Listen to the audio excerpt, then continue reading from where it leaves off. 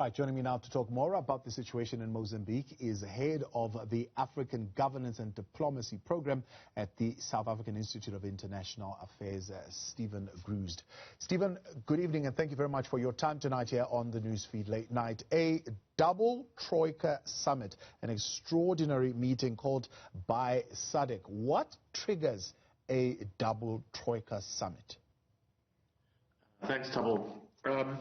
Well, the troikas that are in question are two, which is why it's a double troika, which is the Organ on Peace and Security and Development of SADC, which is South Africa, Botswana, and Zimbabwe, and then the former head, the current head, and the future head, Tanzania, Mozambique, and Malawi. Those are the 6 heads of state that make up this double troika. Obviously, this has been triggered by the violence that we've seen in Cabo Delgado in northern Mozambique over the last couple of weeks, particularly the attack on the 24th of March on the city of Palma. Why is it important that these 6 heads of state sit around the table at this time, one, but also is it too late for them to sit around now that this is happening after the fact, after Palma, for example, has seen the kind of attacks that it has seen? Well, it's never too late to talk with one's contemporaries, and I think that it's important that there is political leadership shown by the region. South Africa will not act unilaterally. If it does do anything, it will do it through SADC.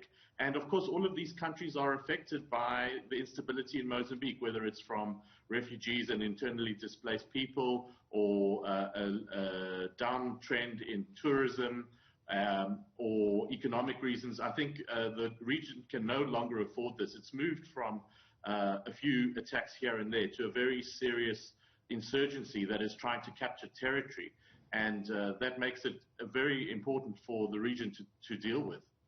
Can the region take a more proactive role, and as they contemplate a way forward, what are the permutations and what are the limitations? I think, anybody expecting something startling to come out of today's meeting would probably be disappointed. I think it's significant that these heads of state have got together and have said this is important, because for several years, Mozambique's been trying to keep this problem off of SADC's radar, and it is at least now on SADC's radar. But there's quite a distance between declarations and solidarity shown and actually mounting a military response, because the Mozambican coastline is about 2,300 kilometers long. The Mozambique Channel is several hundred kilometers wide. This is not the Suez Canal. There would have to be a huge deployment of troops, of ships, of Air Force, of Army personnel, and it's not like these are the most modern armies in the world.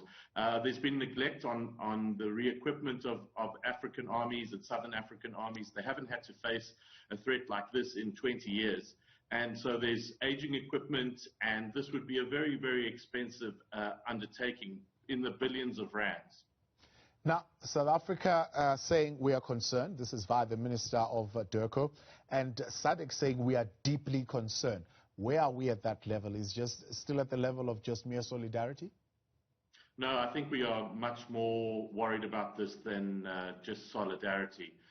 It's going to affect South Africa for sure, and we can't live with this kind of insurrection in our region.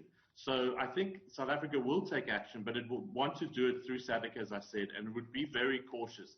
I think it's very important that a proper debate is held over the costs, over the human cost, over the material, on who could be looked to outside of Africa for assistance and how that would work.